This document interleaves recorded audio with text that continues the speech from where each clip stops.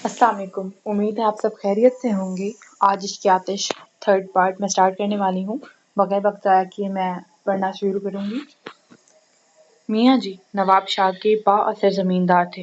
بلند و بالا حویلی ان کی خاندانی جاگیر کے طور پر ان کے حصے میں آئی تھی۔ بیگم حیات نہیں تھی، البتہ ان کی 2 اولادیں تھیں اور دونوں ہی بیٹے تھے، بڑے مظہر فاروقی اور چھوٹے اظہر فاروقی۔ مظہر فاروقی میاں جی کی طرح ہی پکے زمیندار تھے۔ اظہر فاروقی کا مزاج تو زمیندارانہ نہ تھا، مگر انہیں اپنے آبائی پیشے میں کوئی خاص شغف نہیں تھا، اس کے بجائے انہیں تعلیم حاصل کرنے میں دلچسپی تھی۔ میاں جی کو بیٹے کا شوق پسند تھا اور ساتھ ہی وسائل کی کوئی کمی نہیں تھی۔ انہوں نے اظہر فاروقی کو حصول تعلیم کے لیے بخوشی کراچی بھیج دیا، البتہ ہاسٹل کی رہائش انہیں پسند نہیں تھی جب تک اظہر فاروقی میٹرک کر کے کالج میں پہنچے۔ انہوں نے کراچی میں ہی وسیع رقبے پر حویلی کی تعمیر مکمل کر لی۔ 1000 گز پر تعمیر کیا گیا قصر فاروقی سفید سنگ مرمر سے بنی پرشکوہ عمارت تھی۔ باہر سے اگر یہ عمارت سبز و سفید کی شاہکار تھی تو اندر سے سیاہ و سفید کا عجوبہ۔ قصر فاروقی کی آرائش میں لکڑی کے بکثرت استعمال ہوا تھا۔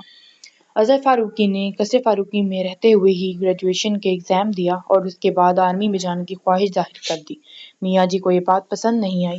وہ چاہتے تھے تعلیم حاصل کرنے کے بعد اظہر فاروقی واپس حویلی آ جائیں اور اظہر فاروقی کو یہ منظور نہیں تھا۔ آخر مظہر فاروقی ان کی مدد کو آئے اور نہ جانے کن مشکلات سے انہوں نے اظہر فاروقی کو آرمی جوائن کرنے کی اجازت دلوائی۔ بہرحال جب سارے معاملے طے ہو گئے تو انہیں بیٹوں کی شادی کا خیال آیا۔ اس معاملے میں اظہر فاروقی نے بڑے بھائی کی طرح ہی فرمانبرداری سے سب کچھ ان پر چھوڑ دیا۔ میاں جی نے خود بہوؤں کے انتخاب میں احتیاط برتی۔ مظہر فاروقی کی بیگم نورین زمیندار گھرانے سے تھیں، البتہ چھوٹی بہو فریال کراچی کے پڑھے لکھے خاندان سے تھیں اور خود بھی تعلیم یافتہ تھیں۔ شادی کے پہلے سال ہی مظہر فاروقی بیٹے کے باپ بن گئے اور پوتے کی پیدائش کے چند ہفتوں بعد ہی میاں جی قضائے الہی سے وفات پا گئے۔ دکھ کتنا ہی بڑا ہو، زندگی نہیں رکتی، یہی سوچ کر دونوں بھائی اپنی زندگیوں میں ایڈجسٹ کرنے کی کوشش کرنے لگے۔ لیکن اظہر فاروقی کے نصیب میں ایک دکھ اور لکھا تھا۔ اظہر فاروقی آرمی جوائن کرتے ہی مسافر ہو گئے تھے اور ان کا پڑاؤ کبھی ایک تو کبھی دوسرے شہر ہوتا، مگر فریال کو یہ بھی گاؤں کا ماحول پسند نہیں تھا اور اظہر فاروقی کی غیر موجودگی میں ان کا حویلی میں رہنا ضروری نہیں تھا، اس لیے وہ شادی کے بعد ابتدائی دنوں میں ہی قصر فاروقی شفٹ ہو گئیں۔ لیکن ان کا اپنا سسرال سے مکمل رابطہ تھا، مگر کبھی وہ خود حویلی چلی جاتی تو کبھی ان کے جیٹھ اور جیٹھانی بیٹے کو ساتھ لیے کراچی آ جاتے۔ اس بار بھی ان کی واپسی ایک لمبے قیام کے بعد ہوئی تھی، مگر وہ نواب شاہ تک نہیں پہنچ سکے۔ راستے میں ہی ان کی کار کا مسافر کوچ کے ساتھ زبردست تصادم ہوا تھا۔ حادثے کی اطلاع ملتے ہی اظہر فاروقی جائے حادثہ پر پہنچ گئے، مگر جب وہ پہنچے تو ان کے بھائی اور بھابھی دم توڑ چکے تھے، لیکن 3 سال کا ان کا بھتیجا موازانہ طور پر محفوظ رہا۔ ان کی تدفین سے فارغ ہو کر جب دونوں میاں بیوی نے رخت سفر باندھا تو اس ننھے سے بچے کو بھی ساتھ کراچی لے آئے۔ فریال کی اپنی گود تو اب تک خالی تھی، انہوں نے بہت آسانی سے اس بچے کو اپنے بیٹے کی حیثیت سے قبول کر لیا اور بہت جلد ہی وہ ان کی زندگی کا مرکز بن گیا۔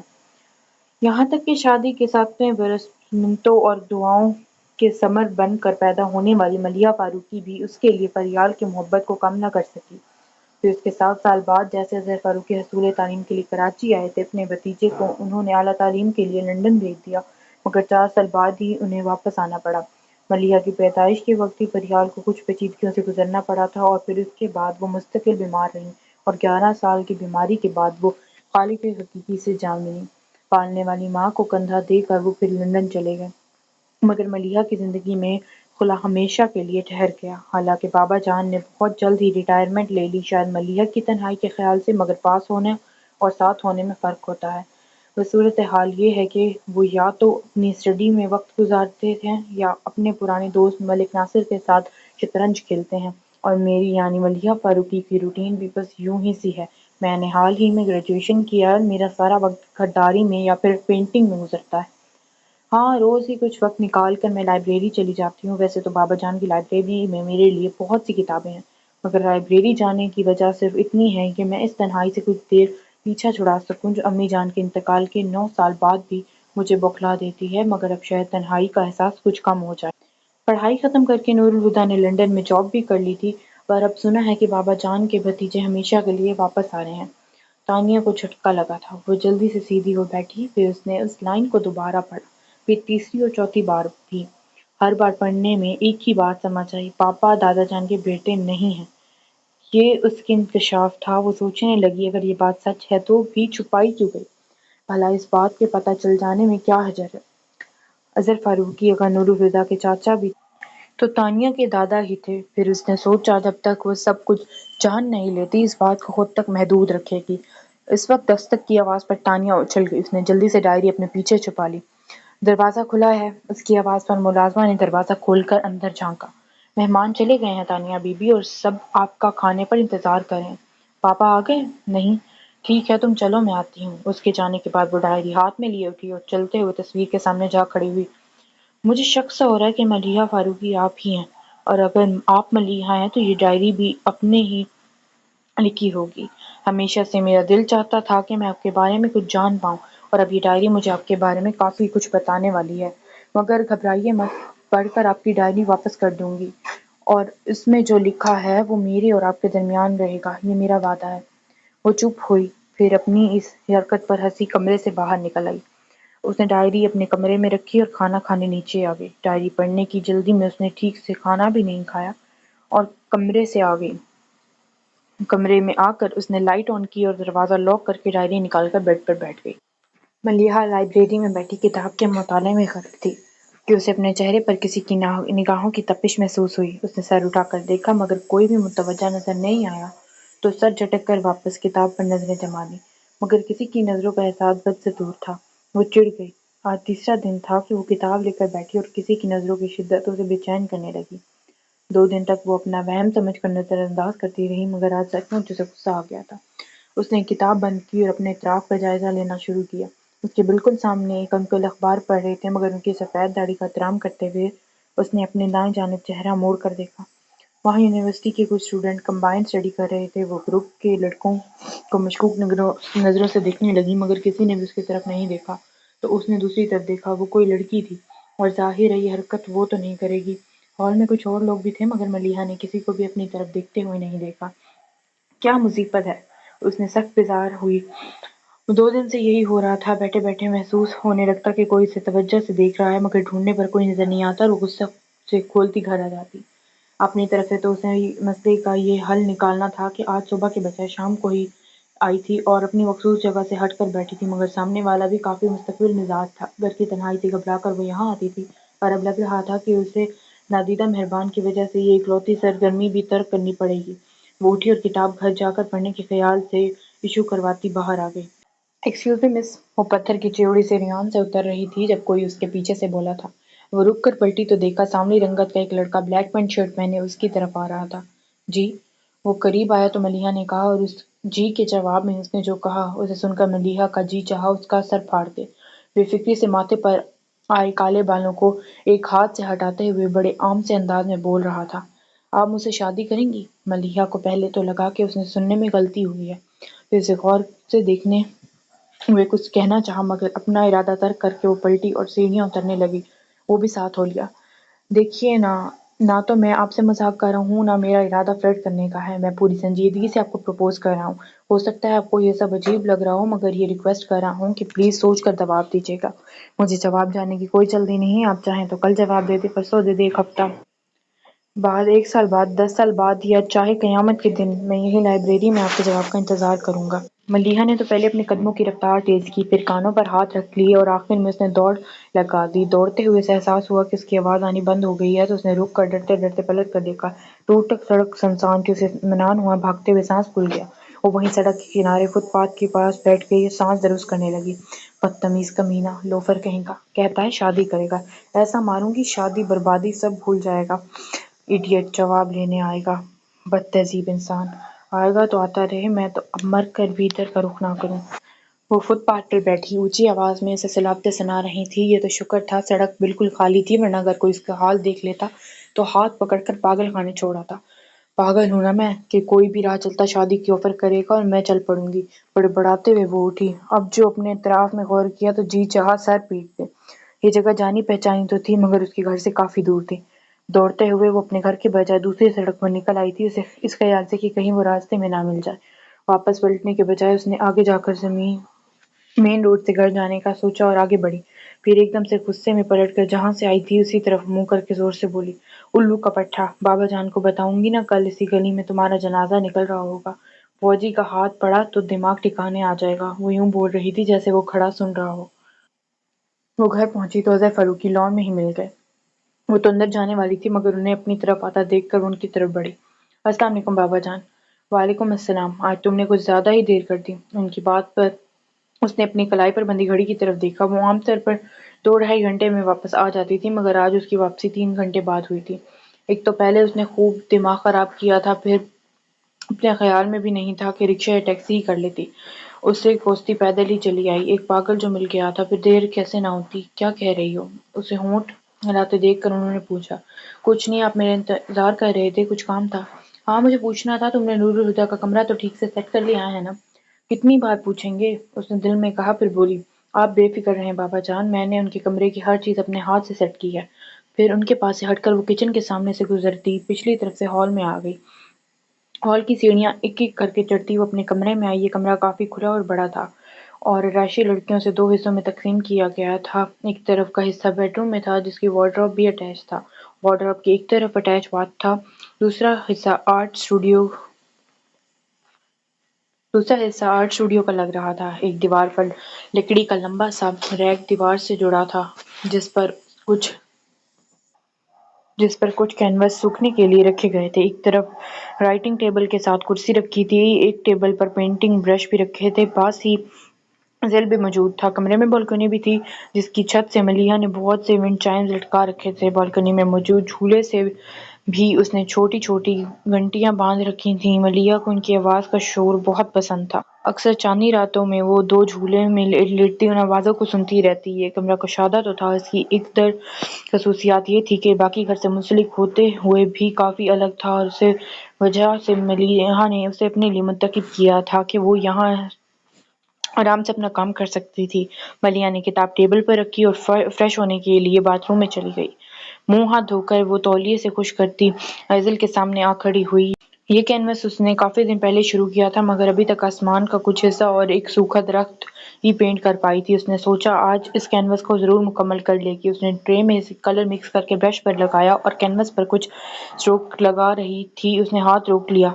پتہ نہیں کیوں اس کا ذہن کیوں نہیں کام کر پا رہا تھا۔ اس نے ایک بار پھر کوشش کی مگر ذہن اب بھی بٹا ہوا تھا۔ اس نے محسوس کیا کوئی چیز اسے ڈسٹرب کر رہی ہے، شاید وہ ونڈ چائمز کی آواز۔ اس نے سوچا اور اٹھی۔ بالکنی کی سلائڈنگ گلاس ڈور بند کرکے وہ مطمئن سی ہوئی، کرسی گھسیٹ کر ایزل کے سامنے رکھ کر وہ بیٹھ گئی۔ مگر اب کمرے کی خاموشی اسے چبھنے لگی تھی۔ وہ چڑ سی گئی۔ اسی ماحول میں 2 گھنٹے کینوس پر کام کرتی رہی مگر آج وہ اپنا ذہن تک نہیں بنا پا رہی تھی۔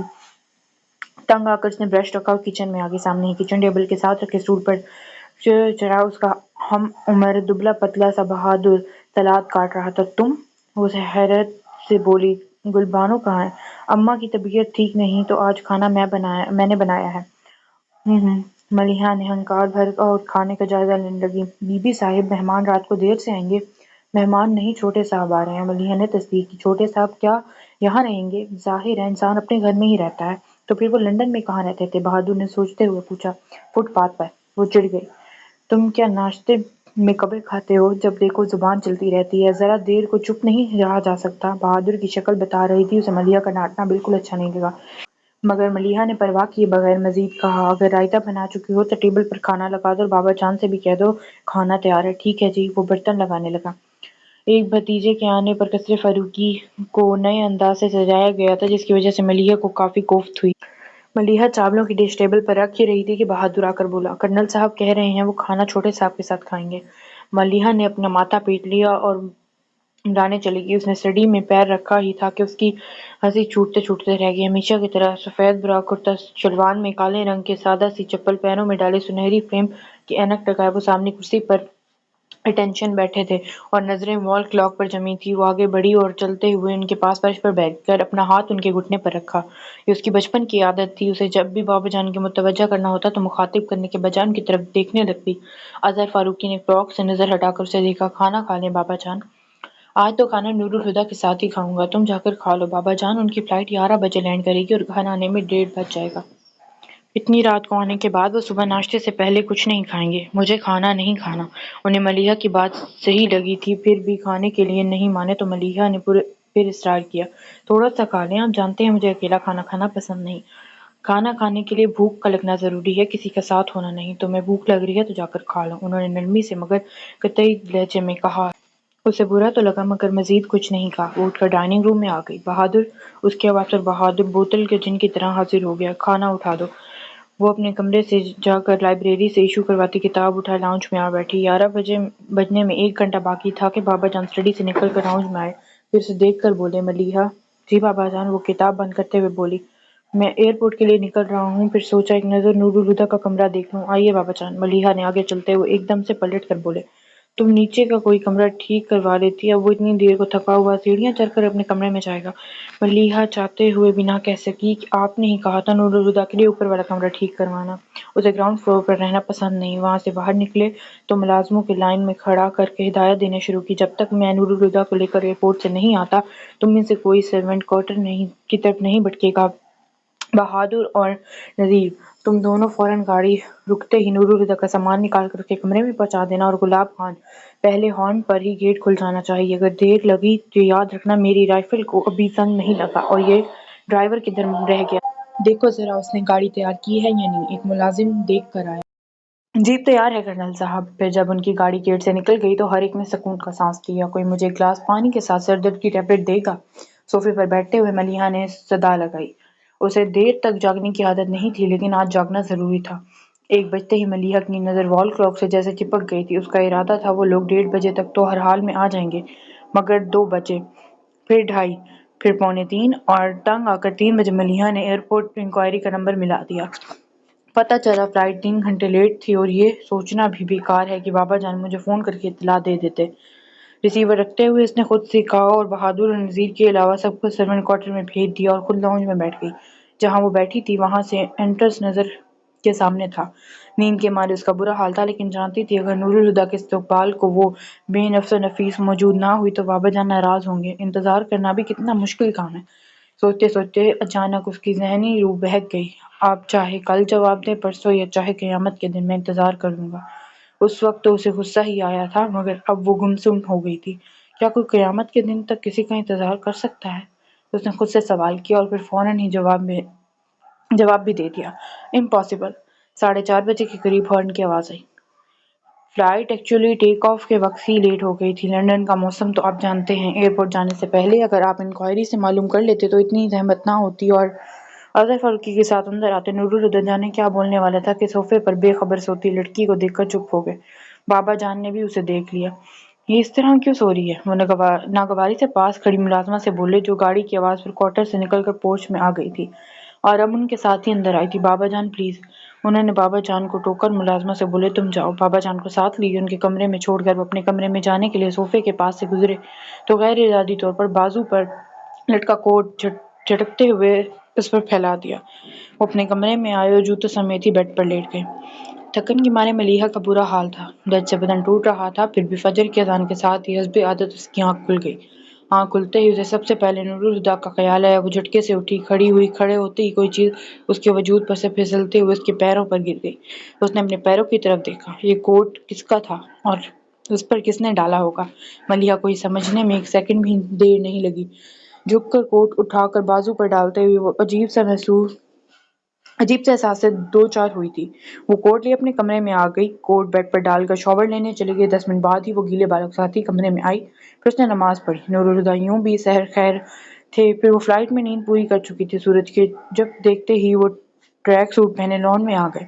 دوڑتے ہوئے لان کی کئی چکر کاٹ کر وہ ایک جگہ رکے، بار بار جھک کر اپنے پنجوں کو چھوتے۔ وہ ایک بار اٹھے اور پھر جھکنا بھول گئے۔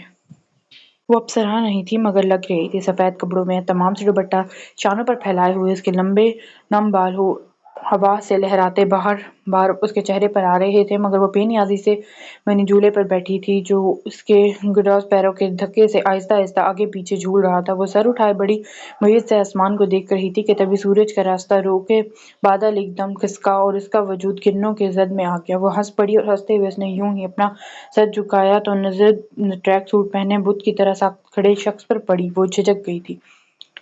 وہ اس وقت نور الہدیٰ کی وہاں موجودگی کی توقع نہیں کر رہی تھی۔ اس نے اپنے آپ ہی سوچ لیا تھا کہ رات گئے آنے والے دن چڑھے تک تھکن اتار رہے ہوں گے۔ وہ اٹھی اور گھوم کر کمرے میں چلی گئی۔ Moonlight and sunlight amazing, وہ آہستہ سے بڑبڑائے۔ وہ بال سمیٹ کر کچن میں آ گئی۔ فٹافٹ اورنج جوس نکال کر اس نے جگ میں ڈالا اور جگ گلاس سمیت ٹرے میں رکھ کر بہادر کو تھما کر لان میں بھیجا۔ پھر اپنے ناشتے کی ٹرے تیار کر کے وہ کچن سے نکلنے والی تھی کہ نور الہدیٰ جوس کا گلاس ہاتھ میں لیے کچن کے دروازے سے اندر آ گئی۔ ہیلو ملیحہ، اسے دیکھ کر اپنے ہاتھ آگے بڑھائے وہ بولے تو ملیحہ نروس ہو گئی کہ ان کا ہاتھ ملا یا نہیں۔ اسی گھبراہٹ میں وہ ان کے ہیلو کا جواب نہیں دے سکی تو غیر ارادی طور پر اپنا ہاتھ نیچے کر کے اس کی طرف جھک کر بولی آئی ایم رانگ۔ اس بار وہ اعتماد سے مسکرائی۔ Not need. پھر ان کے ہاتھ پر پکڑے آدھے گلاس کو دیکھ کر بولی اور چاہیے؟ نو تھینکس۔ ملیحہ سمجھ نہیں پا رہی تھی کہ ان کے کس انداز میں بات کرے، اس لیے بات کرنے سے بچنے کی خاطر وہ ٹرے اٹھائے ان کے برابر سے گزر کر آگے بڑھ گئی، مگر اگلے ہی قدم پر اسے رکنا پڑا۔ میں 15 منٹ میں نہا کر آتا ہوں، تب تک آپ میرا ناشتہ تیار کر لیں۔ کوئی خاص اہتمام کرنے کی ضرورت نہیں، بس جو باقی گھر والے لیتے ہوں، البتہ چائے سٹرونگ ہونی چاہیے۔ گل بانو کو ہدایت دیکھ کر وہ پلٹے تو ملیحہ کو دیکھتے ہی ان کے منہ سے نکلا واٹ ہیپن؟ اس نے بھی فوراً جواب دے دیا نتھنگ۔ اس نے آہستہ سے نفی میں سر ہلایا۔ نور الہدیٰ اپنے کمرے کی طرف بڑھ گئے۔ ٹھیک 15 منٹ بعد وہ ٹراؤزر شرٹ پہنے ڈرائنگ روم میں تھے۔ ملیحہ ڈرائنگ ٹیبل پر بیٹھی انہی کے منتظر تھی۔ انہیں دیکھ کر اس نے گل بانو کو آواز دے کر ناشتہ لانے کو کہا۔ ناشتہ لگ چکا تھا۔ نور الہدیٰ نے نوالہ منہ میں رکھ کر دوسرے ہاتھ سے اخبار اٹھایا، پھر ملیحہ کی طرف بڑھا کر سوالیہ لہجے میں بولے نیوز پیپر؟ ملیحہ نے ناشتے سے دھیان ہٹا کر ان کے ہاتھ کی طرف دیکھا اور مسکرا کر بولی میں ناشتے کے وقت اخبار نہیں پڑھتی۔ کیوں؟ وہ یوں ہی پوچھنے لگے کیونکہ اخباروں میں ایسی خوفناک خبریں چھپتی ہیں کہ پڑھ کر بھوک ہی دور ہو جائے۔ سچ کہا۔ بولتے ہوئے انہوں نے اخبار کھولا اور پڑھنے لگے۔ ناشتہ ختم ہونے تک وہ اخبار بھی ختم کر چکے تھے۔ نیپکن سے ہاتھ صاف کر کے انہوں نے اخبار کو تہہ کر کے رکھا اور اپنے لیے چائے نکالتے ہوئے اسے بولے چائے لوگی؟ میں چائے کم پیتی ہوں، دن میں صرف ایک کپ، وہ بھی شام میں۔ وہ بھی ناشتہ کر چکی تھی۔ نیپکن سے ہاتھ صاف کرتے ہوئے بولی۔ پھر اخبار اٹھاتے ہوئے اس نے بہادر کو آواز دی۔ بہادر کو بھی جیسے پتا تھا کہ آواز کیوں دی گئی۔ وہ دوسرے ہی لمحے جوس کا گلاس لیے آ پہنچا۔ تم لوگوں نے ناشتہ کر لیا؟ جی بی بی صاحب۔ ٹھیک ہے تم جاؤ۔ نور الہدیٰ نے چائے پی کر خالی کپ ٹیبل پر رکھتے ہوئے اسے کہا فارغ ہو کر میرے روم میں آ جانا۔ وہ سمجھ گئی سامان سیٹ کروانا چاہ رہے ہیں اور ہاں میں سر ہلا دیا۔ وہ کچھ دیر بعد نوک کر کے ان کے کمرے میں آئی تو سارے بریف کیس کھلے ہوئے تھے۔ ایک بڑی ٹچ کیس میں تو بیڈ پر ہی کھلا رکھا تھا جو خود نور الہدیٰ ہاتھ میں ہینگر لگے کپڑے پکڑ کر وارڈروب کا دروازہ کھول کر اس کے سامنے کھڑے تھے۔ ملیحہ آ جاؤ، انہوں نے پلٹ کر اسے کہا۔ پھر وہ وارڈروب میں دیکھتے ہوئے بولے یہ سب کس نے خریدا ہے؟ میں نے۔ بابا جان کا حکم تھا کمرے کے ساتھ آپ کا وارڈروب بھی سیٹ کر دوں۔ میں نے تو ان سے بہت کہا پتہ نہیں آپ کو میری پسند اچھی لگتی بھی ہے یا نہیں، مگر وہ بات ادھوری چھوڑ کر یوں ہی چپ ہو گئی۔ وہ اس کی طرف دیکھ کر مسکرائے۔ تمہاری پسند اتنی اچھی ہے کہ بری لگ ہی نہیں سکتی، مگر ایک پرابلم ہے۔ کیا؟ اس نے پوچھا۔ انہیں کہاں رکھوں؟ انہوں نے کپڑوں سے بھرے سوٹ کیس کی طرف اشارہ کیا۔ لائیں میں رکھ دیتی ہوں۔ اس نے ان کے ہاتھ سے کپڑے لے کر بیڈ پر رکھے وارڈروب میں جگہ بنانے لگی، پھر سوٹ کیس سے کپڑے نکال کر وارڈروب میں لٹکانے لگی۔ اسے مصروف دیکھ کر نور الہدیٰ سائیڈ پر ہو گئے۔ ڈریسنگ ٹیبل پر سے سگریٹ کا پیکٹ اٹھا کر سگریٹ نکالا، پھر لائٹر سے سگریٹ جلاتے ہوئے وہ سوٹ کیس میں سے اپنے ڈاکیومنٹس والا بیگ نکالنے لگے۔ تمباکو کی بو محسوس کر کے ملیحہ نے وارڈروب میں سے سر نکال کر دیکھا اور ان کے ہونٹوں میں دبا سگریٹ دیکھ کر بولی سگریٹ پیتا آدمی ہو یا دھواں چھوڑتا ریل کا انجن، دونوں دکھنے میں ایک ہی لگتے ہیں۔ نور الہدیٰ نے چونک کر سر اٹھاتے ہوئے اسے دیکھا تو کہنے لگی میں آپ کو سگریٹ پینے سے منع نہیں کرتی، مگر میرے سامنے سگریٹ پینے کی ضرورت نہیں، مجھے بالکل پسند نہیں، سگریٹ بجھا دیں۔ اچانک ہی اس کے لہجے میں جو استحقاق آیا تھا اسے خود بھی اس کا احساس نہیں ہوا تھا، لیکن نور الہدیٰ نے نہ صرف محسوس کیا تھا بلکہ انہیں اچھا بھی لگا تھا۔ زیر لب مسکراتے ہوئے انہوں نے سگریٹ ایش ٹرے میں بجھایا۔ اور کوئی حکم؟ ان کی بات پر سے لگا کہ وہ کچھ زیادہ ہی بول گئی تو فوراً ہی معذرت کرنے لگی سوری، میں عام طور پر اس انداز میں بات نہیں کرتی، مگر مجھے سگریٹ سے بہت چڑ ہے۔ کوئی بات نہیں، تم مجھ سے ہر انداز میں بات کر سکتی ہو، مسکراتے ہوئے بولے تو ملیحہ نظر انداز کرتے ہوئے سوٹ کیس میں سے ایک بڑا سا پیکٹ نکالنے لگی۔ وہ فوراً بولے اسے میں خود رکھ لوں گا، تم رہنے دو۔ وہ اسے چھوڑ کر پرفیومز کی بوتل نکال کر ڈریسنگ پر رکھنے لگی۔ نور الہدیٰ نے وہ پیکٹ نکالا اور اس کے رکھنے وارڈروب کی طرف آئی۔ اس وقت بابا جان دروازہ بجا کر اندر آئے۔ آئیں بابا جان۔ نور الہدیٰ نے سب چھوڑ کر بیڈ سے سامان ہٹا کر ان کے بیٹھنے کی جگہ بنائی۔ کیا بات ہے، تم اتنی جلدی جاگ گئے، نیند نہیں آئی؟ نیند تو آ گئی پر آنکھ جلدی کھل گئی، فلائٹ میں سوتا رہا شاید اس لیے۔ اب آگے کیا ارادہ ہے، کیا جاب کرو گے؟ نہیں، میرا ارادہ ہے کہ بس بزنس شروع کروں۔ کیوں نہیں؟ وہ جوش سے بولے۔ تم نے اس بارے میں کچھ سوچا ہے، کیا بزنس کرو گے؟ کچھ پلانز تو نہیں ہیں، مگر میرا خیال ہے پہلے یہاں کی مارکیٹ سرچ کر لیں۔ ٹھیک کہہ رہے ہو، مگر آتے ہی کام میں لگ جانے کی کوئی ضرورت نہیں، کچھ دن آرام کرو پھر ان معاملات پر غور کرنا۔ ویسے اب تم آ گئے ہو تو ساری زمینداریاں بھی تمہیں ہی اٹھانی ہوں گی، سفر کی تھکن اتار لو، پھر میں تمہیں زمینوں کا حساب کتاب بھی سمجھا دوں گا، بلکہ اگلی بار نواب شاہ جاتے ہوئے تمہیں بھی ساتھ لے جاؤں گا۔ بابا جان پلیز، زمینوں وغیرہ میں مجھے کوئی دلچسپی نہیں، ویسے تو میں آپ کے ساتھ جا سکتا ہوں مگر اور جاؤں گا بھی، لیکن حساب کتاب والا معاملہ آپ اپنے ہاتھ میں ہی رکھیں۔ نور الہدی بولے۔ بابا جان ہنسے اور کہنے لگے، بزرگ فاروقی کا بیٹا کہتا ہے کہ اسے زمینداری میں دلچسپی نہیں، یہ تو کمال ہی ہو گیا۔ بھائی جی پکے زمیندار تھے، میاں جی کی زندگی میں ہی فصلوں کی بوائی کٹائی کا کام انہوں نے اپنے ذمہ لے لیا تھا۔ دلچسپی کی بات یہ ہے کہ تم نے مجھے بھی نہیں تھی اور نہ ہے۔ بھائی جی جب تک تھے میں نے کبھی مڑ کر بھی زمینوں کی طرف نہیں دیکھا، مگر باپ دادا کی نشانیاں خود سے الگ بھی تو نہیں کی جا سکتی۔ ملیحہ نور الہدی کے بغیر تو سامان سیٹ کر نہیں سکتی تھی، اور نور الہدی بابا جان کے ساتھ باتوں میں مگن تھے۔ وہ کچھ دیر ان کی باتیں سنتی رہی مگر جلد بیزار ہو گئی۔ بابا جان بیڈ پر بیٹھے تھے اور نور الہدی ان کے سامنے جس جگہ کھڑے تھے ملیحہ کی طرف ان کی پشت تھی اور وہ ان کی نظر میں آئے بغیر کمرے سے نکل سکتی تھی۔ اس نے ہاتھ میں پکڑی چیزیں رکھی اور نامحسوس انداز میں دروازے کی طرف بڑھ گئی۔ باہر جانے کے لیے وہ جیسے ہی نور الہدی کے پیچھے سے گزری، بالکل اچانک ہی انہوں نے پلٹ کر اس کی نازک کلائی اپنی گرفت میں لے لی۔ کہاں جا رہی ہو؟ اپنے کمرے میں۔ کوئی کام ہے یا آرام کرنا چاہتی ہوں؟ دونوں میں سے کوئی بات نہیں ہے تو کہیں جانے کی ضرورت نہیں ہے، بیٹھ جاؤ۔ ان کے لہجے میں استفاق ایسے تھا اور پھر فوراً ہی اپنی بات کہہ کر ملیحہ کا ہاتھ چھوڑتے بابا جان کی طرف مڑ گئے تھے، جیسے جانتے تھے کہ ملیحہ ہر حال میں ان کے حکم کی تعمیل کرے گی۔ ملیحہ نے ان کا حق جتانا محسوس کیا مگر اسے بالکل برا نہیں لگا اور پاس ہی صوفے پر بیٹھ گئی۔ نور الہدی اور بابا جان پھر باتوں میں لگ گئے اور وہ بور ہونے لگی، مگر اس نے دوبارہ باہر جانے کی کوشش نہیں کی کیونکہ وہ جانتی تھی کہ وہاں ایک شخص ایسا تھا جو اسے پوری جان سے محسوس کر رہا ہے۔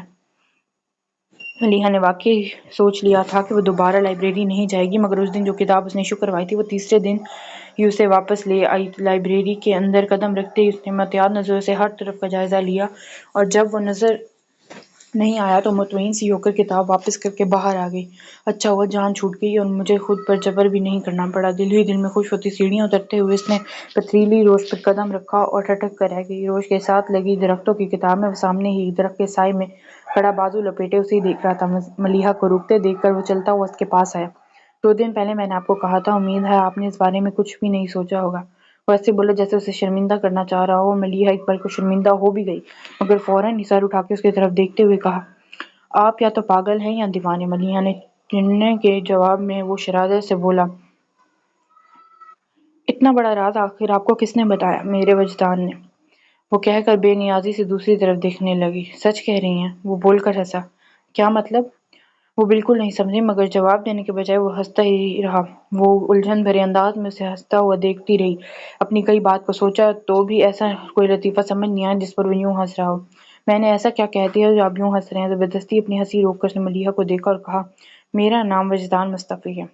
ملیحہ کو فوراً ہی اس کے ہنسنے کی وجہ سمجھ آ گئی اور ایک بار پھر دل ہی دل میں فل سپیڈ میں اسے گالیوں سے نوازنے لگی، اور میں پاگل بھی ہوں اور دیوانہ بھی، کس لیے ہوں شاید یہ بتانے کی ضرورت نہیں۔ ملیحہ نے سر جھٹکا اور آگے بڑھ گئی۔ کیا آپ آرام سے کہیں بیٹھ کر میری بات سن سکتی ہیں؟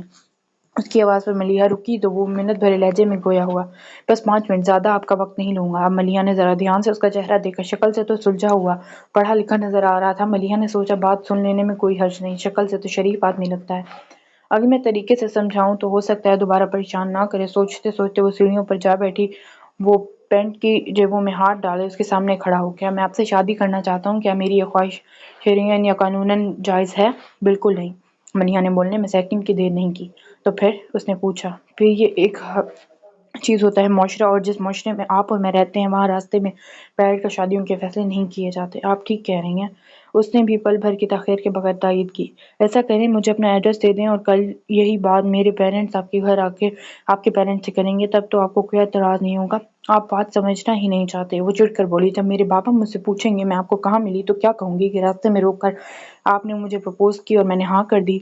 آپ میں کچھ سینس ہے یا نہیں؟ مجھے معلوم ہے کہ ٹھیک نہیں ہے مگر میں نے خود بھی نہیں سوچا تھا کہ میرے ساتھ ایسا ہوگا کہ کوئی شخص یقین کرے گا کہ مجھے محبت ہو گئی ہے، وہ بھی ایسی لڑکی سے جسے میں نے پہلے کبھی دیکھا بھی نہیں، جس کا میں نام تک نہیں جانتا۔ اگر کچھ دن پہلے کوئی مجھ سے کہتا کہ راستے میں کسی لڑکی کو روک کر اسے شادی کر لینا کے لیے مناؤ تو میں کسی بھی قیمت پر ایسا احمقانہ کام نہ کرنے کے لیے راضی ہوتا، مگر اب میں یہی سوچ رہا ہوں یہ سب بہت عجیب ہے۔ مگر کیا ان عجیب باتوں کو سوچنے کے بجائے آپ صرف میرے بارے میں نہیں سوچ سکتی؟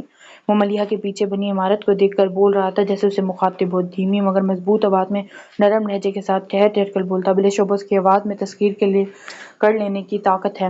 ملیحہ قائل ہو گئی۔ وجدان اب ملیحہ کو دیکھ رہا تھا۔ میں نے یہ کبھی نہیں کہا۔ آپ کا جواب ہاں میں ہونا چاہیے۔ وہ ایک پل کو رکا، پھر بولا، آپ اگر چاہیں تو انکار بھی کر سکتی ہیں، آپ کو حق ہے، بس اتنی سی درخواست ہے کہ میرا کوئی فیصلہ کرنے سے پہلے بس ایک بار میرے بارے میں سوچ لیجیے گا۔ میری زندگی آپ کے فیصلے سے جڑی ہے۔ بھلا میں کسی اجنبی کے بارے میں کیوں سوچوں؟ وہ بولی، اجنبی ہی صحیح، مگر کیا آپ اپنے 24 گھنٹوں میں ایک پل میں بھی مجھے نہیں دے سکتی؟ وہ اس طرح بولا کہ ملیحہ نے گھبرا کر سر ہی جھکا لیا تو وہ مسکرایا۔ اور میں نے اپنے دن رات میں آپ کو ہی ڈالے ہیں، نہ میں آپ کے سوا کچھ سوچ سکتا ہوں، نہ آپ کے سوا کچھ سوچنا چاہتا ہوں۔ بہت چاہا تھا میں نے کہ آپ کی چاہت نہ کروں، مگر اب کر بیٹھا ہوں تو مجھے خود پر کوئی اختیار ہی نہیں رہا۔ نہ جانے وہ کیا کشش ہے جو مجھے آپ کی طرف کھینچتی ہے اور میں کھینچا چلا جاتا ہوں۔ ملیحہ نے سر اٹھا کر دیکھا تو وہ سر جھکا کر سرگوشیاں کر رہا تھا، مگر یہ سرگوشیاں بھی اتنی واضح تو تھیں کہ اس کے کان کی لوئیں سرخ ہو گئیں۔ مجھے اس کی بات ماننی ہی نہیں چاہیے تھی۔ اب اسے اپنی غلطی کا احساس ہو رہا تھا۔ اس نے سوچا اٹھ کر بھاگ جائے، مگر وجدان سامنے ہی کھڑا تھا۔ اگر ہاتھ پکڑ کر روک لیتا تو وہ اسکن کلر کے سوٹ پر اوڑھے مرون دوپٹے کا کونا مٹھی میں جکڑے فرار کے امکانات پر غور کر رہی تھی۔ تبھی وجدان ناراضگی سے بولا، آپ ہمیشہ یہی کرتی ہیں نا؟ کیا؟ وہ بے ساختہ بولی، یہی کہ جب بات آپ کے فیصلے کی آئے تو فرار کی راہیں ڈھونڈ لیں۔ یہ کیا کہہ رہے ہیں؟ اس نے گھبرا کر سوچا۔ میں جو بھی کہہ رہا ہوں ٹھیک کہہ رہا ہوں۔ وہ جیسے ملیحہ کی سوچ کو سن رہا ہو۔ آپ فیصلے کرنے سے ڈرتی ہیں، فیصلے تو پھر بھی بڑی چیزیں ہیں۔ آپ کو تو رائے کا اظہار بھی مشکل لگتا ہوگا۔ میری کوئی رائے ہو تو اظہار کر بھی دوں۔ اس نے نروکھے پن سے سوچا، اور یہ تو ناممکن ہے کہ آپ کی کوئی رائے ہی نہ ہو۔ ملیحہ نے چونک کر اسے دیکھا۔ آپ کے پاس دماغ ہے، سوچ سکتے ہیں تو رائے بھی رکھتی ہوں گی۔ ہاں یہ الگ بات ہے کہ آپ اپنی سوچ ہی چھپا لیں جس طرح اپنے جذبات چھپا لیتی ہیں۔ اب یہ تو کوئی نہیں کر سکتا کہ آپ اپنے جذبات ہی نہ ہوں۔ جب محسوسات ہیں تو جذبات اپنے آپ سے ابھر آئیں گے۔ چلو اگر ہو بھی تو کسی کو کیا پرواہ۔ ایک اور تلخی سوچ ابھری، کسی اور کا نہ صحیح آپ کو تو اپنے جذبات کی پرواہ کرنی چاہیے۔ وہ رسان سے سمجھا رہا تھا، جذبات ہی تو روح کا عکس ہوتے ہیں اور انسان کی شناخت محض وجود سے نہیں کی جا سکتی۔ پتہ نہیں کیوں لیکن مجھے لگتا ہے کہ آپ نے خود کو محدود کر لیا ہے۔ اپنی ذات کے گرد کھینچے اس حصار کو توڑ ڈالیں، کیونکہ کوئی اور تو شاید اس حصار کو پار کر ہی لے، مگر آپ خود اس حصار کو پار نہیں کر پائیں گی۔ ملیحہ نے اپنے سامنے کھڑے شخص سے خوف آنے لگا تھا۔ شاعر نے کہا، میرا بھی چہرہ پڑھ، میرے بھی حالات بتا۔ ملیحہ نے تو ایسی کوئی فرمائش نہیں کی تھی، مگر وجدان اتنی فرصت سے اسے پڑھ رہا تھا جیسے خاص طور پر اسی کام سے آیا ہو۔ گھبرا کر کھڑی ہو گئی۔ یہ میرے بارے میں اتنا کچھ کیسے جانتا ہے؟ کیا میرے چہرے پر لکھا ہے؟ سوچتے ہوئے غیر محسوس انداز میں ملیحہ نے اپنے چہرے کو چھوا۔ وجدان سے اس کی یہ حرکت بھی چھپی نہ رہ سکی۔ وہ مسکراتا ہوا بولا، آپ کا چہرہ آپ کا دوست ہے، یہ آپ کے بارے میں کسی کو نہیں بتاتا۔ اسی خاموشی دیکھ کر وہ کہنے لگا، پوچھیں گی نہیں مجھے آپ کے بارے میں یہ سب کس نے بتایا ہے؟ وہ بھی خاموش رہی تو وجدان نے جھک کر اس کی آنکھوں میں دیکھا۔ آپ کی آنکھوں نے؟ آپ جتنا چپ رہتی ہیں یہ اتنا ہی بولتی ہیں، بس سننے والا ہونا چاہیے۔ ملیحہ نے فوراً پلکیں گرا لی تو اس کی گھبراہٹ کو محسوس کر کے بات بدل گیا۔ آپ نے مجھے لائبریری میں ہر طرف تلاش کیا، اگر بالکنی میں دیکھ لیتی تو آپ کی تلاش ختم ہو جاتی۔ ملیحہ کو یاد آیا کہ لائبریری میں بالکنی بھی تھی، اور اس دن اس نے وجدان کی تلاش میں ہر طرف دیکھا تھا لیکن بالکنی کی طرف اس کا دھیان ہی نہیں گیا۔ آپ کتاب پڑھا کرتی، اور میں آپ کو ایک بات کہوں، میں نے آپ سے پہلے کبھی کسی کو نہیں پڑھا، اور آپ کو تو لگتا ہے حفظ کر لیا ہے، مگر کیا آپ کو پتہ ہے کہ آپ کی آنکھوں سے آپ کی روح تک سیدھا راستہ ہے؟ آپ کی اٹھتی گرتی پلکوں کو دیکھتے ہوئے میں وہ راز تک کھو جایا ہوں۔ اب آپ چاہے کچھ بھی کر لیں مگر خود تک پہنچنے سے روک نہیں پائیں گی۔ وہ چیلنج نہیں کر رہا تھا، مگر ملیحہ کو اتنا ہی برا لگا۔ اتنا سب کہنے کے باوجود آپ مجھے سمجھ نہیں سکے، آخر میں آپ سے شادی کیوں کروں گی؟ نہیں، وہ کہنے لگا، پوچھا ہے تو یہ پوچھیں کہ میں آپ سے شادی کیوں کروں گا؟ وہ ملیحہ کی آنکھوں میں جھانکتا 2 قدم آگیا۔ اس کی سیاہ مغناطیسی آنکھوں کی کشش نے ملیحہ کو گمسا کر دیا۔ کیوں؟ وہ اتنی ہلکی آواز میں بولی کہ وجدان نے شاید سنی بھی نہ ہوگی، کیونکہ جب سے میں نے آپ کو حفظ کیا ہے خود کو بھول گیا ہوں۔ جب وہ جان گئی تھی کہ اس کے لہجے میں تذکیر کے لینے کی طاقت ہے تو یہ کیوں نہ مانی کہ وہ تذکیر کرنے آیا تھا۔ وہ لاؤنج میں آئی اور بنا کسی طرف دیکھے سیدھی اپنے کمرے میں جانے کے لیے دوسرے دروازے کی طرف بڑھ گئی۔ ملیحہ! اپنا نام سن کر وہ پلٹی۔ لاؤنج کے صوفے پر بابا جان اور ملک ناصر آمنے سامنے بیٹھے اور ٹیبل پر شطرنج کی بساط بچھی تھی۔ بیٹی ذرا ہمارے پاس تو آؤ، اسے آواز دینے والے ملک ناصر اسے بلا رہے تھے۔ پاس جا کر اس نے سلام کیا، جس کا جواب دے کر وہ اس کے سر پر ہاتھ رکھتے ہوئے بولے، جیتی رہو، ادھر بیٹھو میرے پاس۔ انہوں نے ہاتھ پکڑ کر اسے اپنے ساتھ بٹھا لیا۔ کہاں سے آ رہی ہو؟ لائبریری سے۔ پر اتنی گمسم کیوں؟ نہیں انکل، آپ کو یوں ہی لگ رہا ہے، اس نے تردید کرنا چاہی۔ یوں ہی تو نہیں لگ رہا، کچھ الجھی ہوئی ہو بیٹی۔ ہم نے سوچا تھا کہ نور الہدیٰ آ جائے گا تو ہماری گڑیا بھی ہنسنا بولنا سیکھ جائے گی، پر لگتا ہے ابھی تک بھائی سے دوستی نہیں ہوئی۔ ابھی نور الہدیٰ کے آئے بس 2 دن ہوئے ہیں، اتنی جلدی کیا دوستی ہوگی اس کی طرف سے؟ بابا جان بولے۔ یہ بات بھی صحیح ہے، وہ ہنسے۔ ملک انکل میں جاؤں؟ موقع دیکھتے اس نے پوچھا۔ انہوں نے فوراً اجازت دے دی۔ ہاں بیٹی جاؤ۔ وہ اٹھتے لگے تو اظہر فاروقی نے اسے کہا، ملیحہ چائے بھجوا دینا اور ذرا جلدی۔ جی بابا جان۔ وہاں سے اٹھ کر کچن کی طرف سے گزرتے اس نے بہادر کو چائے کا کہا اور اپنے کمرے کی طرف آ گئی۔ وہ نیچے ہی دیکھ چکی تھی کہ اس کے کمرے کے دروازے کے دونوں پٹ پورے کھلے ہوئے تھے۔ وہ حیران ہوتی کمرے میں آئی تو اس نے نور الہدیٰ کو اپنے اسٹوڈیو میں دیکھا۔ وہ اسی طرف چل پڑی۔ نور الہدیٰ ایک پینٹنگ دیکھ رہے تھے آہٹ پر اس کی طرف دیکھ کر مسکرائے۔ ملیحہ نے بالکل توقع نہیں کی تھی کہ اس کی غیر موجودگی میں اس کے کمرے میں آ جائیں گے، مگر انہیں جیسے پرواہ ہی نہیں تھی۔ کہنے لگے، تم نے بتایا نہیں تم پینٹنگ کرتی ہو، نہ ہی کبھی بابا جان نے ذکر کیا۔ یہ بات برائے بات تھی، وہ بھلا جواب بھی کیا کہتی؟ وہ بھی جواب کے لیے نہیں رکے۔ ویسے تمہیں پینٹر بنانے میں میرا بڑا ہاتھ ہے۔ وہ کیسے؟ وہ یوں ہی اس نے پوچھا۔ وہ کینوس رکھ کر اس کی طرف مڑے۔ وہ ایسے کہ میری اسکول کی کاپیوں کتابوں پر تم نے جی بھر کے پریکٹس کی ہے۔ پتہ ہے تم 2.5-3 سال کی تھی جب میرے بیگ سے کتابیں نکال کر تم نے کلر پنسل سے ان پر آڑی ترچھی لکیریں کھینچنا شروع کی تھی، اور ایک بار تو تم نے میری پورے جرنل پر مارکر سے نشان لگا دیے تھے۔ ٹیچر سے ڈانٹ تو پڑی ہی، ساتھ میں سزا بھی ملی، اور پورا جرنل جو دوبارہ بنانا پڑا تھا وہ الگ۔ اتنے سالوں بعد بچپن کی حرکت پر شرمندہ ہونے لگی۔ ہاں مجھے یاد ہے، امی نے بھی مجھے بہت ڈانٹا تھا، مگر غلطی پوری طرح سے میری نہیں تھی۔ میں آپ کے سامنے بیٹھ کر ہی آپ کی کتابیں خراب کیا کرتی تھی، لیکن آپ نے مجھے کبھی نہیں ٹوکا۔ وہ بولی۔ تو ٹوکتا بھی کیسے؟ ایک بار کہیں منع کیا تو تم رونا شروع ہو گئی۔ میں ٹیچر کی ڈانٹ تو سن سکتا تھا، مگر تمہارے آنسو کیسے برداشت کرتا؟ سچ کہوں، جب کبھی بھی تم مجھے روتی تھی تو میرا دل چاہتا تھا میں زور زور سے روں۔ وہ ہنستے ہوئے مزے سے بولے، اور ان کے انداز پر ملیحہ کو بھی ہنسی آئی۔ لیکن تمہارے شوق بھی عجیب ہوا کرتے تھے۔ گرمیوں کی دوپہر کو ضد کرتی کہ تمہیں سائیکل پر بیٹھنے کی لمبی سیر کرواؤں۔ آئس کریم کی فرمائش سردیوں کے لیے مخصوص تھی۔ مجھے تو تمہارا دانتوں کا صحیح سلامت دیکھ کر حیرت ہو رہی ہے۔ بچپن میں جس رفتار سے تم کینڈیز اور چاکلیٹ کھاتی تھی، مجھے یقین تھا وہ بڑے ہونے تک تمہارے منہ میں ایک دانت بھی نہیں بچے گا۔ اور یاد ہے کس طرح تم میرے کندھوں پر چڑھ کر کہانی سنتی تھی کہ رٹ لگاتی تھی مجھے رات کو سونے سے پہلے کہانی سننے کی فرمائش کرتے ہیں، لیکن تمہیں صبح جاگنے کے بعد ہی کہانی سننے کا مزہ آتا تھا۔ ہاں یاد ہے۔ ان کی باتوں پر بے تحاشا ہنستے ملیحہ بولی، اور یہ بھی یاد ہے کہ مجھے کہانی سناتے سناتے آپ خود سو جاتے تھے، اور پھر دیر سے اسکول جانے پر ٹیچر ڈانٹ بھی پڑتی تھی، اور پتہ ہے میں یہ سب جان بوجھ کر کیا کرتی تھی۔ ملیحہ نے ایک پرانے راز پر سے پردہ اٹھایا۔ نور الہدیٰ نے آنکھیں سکیڑ کر اسے گھورا۔ تم جان بوجھ کر مجھے ڈانٹ پڑواتی تھی؟ ہاں۔ وہ ان کے گھورنے سے بالکل متاثر نہ ہوئی۔ جب امی مجھے ڈانٹتی اور آپ مجھے فوراً سپورٹ کرتے، میری سائیڈ لیتے تو مجھے بہت اچھا لگتا، لیکن شروع میں ڈر بھی جایا کرتی تھی کہ اب آپ مجھے ڈانٹیں گے یا کم از کم دوبارہ کہانی نہیں سنائیں گے، مگر آپ مجھے ڈانٹے بغیر ہی روز کہانی سنا دیتے۔ تمہیں کوئی کچھ نہ کہے اس لیے میں سب کچھ خود پر لے لیتا، اور تم اس بات کا مزہ لیتی تھی۔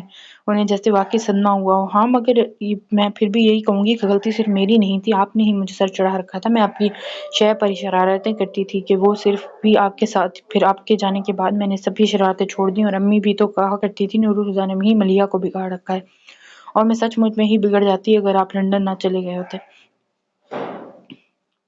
ہاں ساری برائی میرے سر ڈال دو، میرے جانے سے تمہاری جان چھوٹ گئی تھی۔ میں وہاں کتنے دن تمہیں یاد کر کے اداس رہا، کچھ اندازہ ہے؟ تو میں بار بار فون کرتا کہ تمہاری آواز ہی سن لوں، مگر جواب ملتا ملیحہ بات نہیں کرنا چاہتی، وہ تو میں آپ سے ناراض تھی، اس نے آہستہ سے کہا۔ وہ کیوں بھلا؟ نور الہدیٰ حیران ہوئی۔ کتنے آرام سے مجھے چھوڑ کر چلے گئے تھے، یہ بھی نہیں سوچا کہ میرا کیا ہوگا؟ امی تو ہمیشہ بیمار رہتی، اور بابا جان کبھی بھی دنوں کے لیے گھر نہیں رہتے تھے۔ میرا سارا وقت بس آپ کے ساتھ ہی تو گزرتا تھا۔ مجھے آپ کے چلے جانے پر بہت غصہ آیا، اسی لیے آپ کا فون آتا تو میں چھپ جاتی۔ اتنی لمبی ناراضگی کہ پھر سالوں تک بات نہیں کی۔ وہ شکوہ کر رہے تھے، ایسا تو نہیں تھا کہ کبھی بات ہی نہیں کی ہو۔ فون تو میں بھی کیا کرتی تھی، ہاں سال میں ایک بار۔ ایسی بھی کیا ناراضگی تو بس شروع کے کچھ مہینوں میں تھی، مگر بہلانے کے ساتھ ساتھ میں آپ کو بھول بھی گئی تھی۔ بھلا تب میری عمر ہی کیا تھی، 6 یا شاید 7 سال۔ بہت جلدی ہی اجنبی ہو گئے تھے آپ، اس لیے آپ سے فون پر بات نہیں کر پاتی تھی۔ جانتا تھا تم بھول چکی ہوگی۔ وہ اچانک سے سنجیدہ ہو کے ملیحہ کو اچانک احساس ہو کہ جان بوجھ کر اس کے بچپن کے حوالے سے بات کر رہے تھے۔ اسے پتہ نہیں چلا کہ کس طرح باتوں باتوں میں ان سے تکلف ہو گئی تھی۔ فرینڈز، انہوں نے اپنا ہاتھ اس کی طرف بڑھایا تو ملیحہ نے بلا تحمل ان کا ہاتھ اپنے ہاتھ میں لیا۔ Always and for ever. انہوں نے پل بھر کو اس کا ہاتھ تھام کر چھوڑتے ہوئے ایک پیکٹ اٹھا کر اس کی طرف بڑھایا، اور وہی پیکٹ تھا جو ملیحہ اس دن ان کے سامان میں دیکھ چکی تھی۔ پرانی دوستی کی نئی شروعات کے لیے انہوں نے مسکرا کر اسے دیکھتے ہوئے کہا تو اس نے بھی مسکراہٹ کے ساتھ اس کے پیکٹ اپنے ہاتھ میں لے لیا۔ تھینک یو عادی بھائی۔ اوہ گاڈ، وہ بے پناہ خوشی کا اظہار کرتے ہوئے بولے۔ کان ترس گئے تھے اس طرز تہذاب کے تختاب کو سننے کے لیے وہ بکل سی ہو گئی۔ کھلے دروازے پر بہادر کی دستک پر دونوں نے ادھر متوجہ ہوئے۔ کہیں بہادر صاحب آپ کو کیا کہنا ہے؟ نور رضا کے اس طرح بولنے پر وہ کچھ شرما سا گیا۔ بی بی صاحب کے لیے سمیرہ بی بی کا فون آیا۔ وہ فوراً ہی کھڑی ہو گئی۔ سمیرہ تمہاری فرینڈ ہے؟ ہاں، اس نے کہا، پھر خیال آنے پر بتایا، لیکن میری کزن بھی ہے، افتخار ماموں کی بیٹی۔ اچھا، انہوں نے کہا اور جھٹ پٹ فون سننے کے لیے کمرے سے نکل گئی۔ آج کے لیے اتنا ہی۔ امید ہے آپ کو یہ پارٹ پسند آیا ہوگا۔ اگلے پارٹ کے لیے اسٹے ٹیون۔ اپنا خیال رکھیے گا۔ اللہ حافظ۔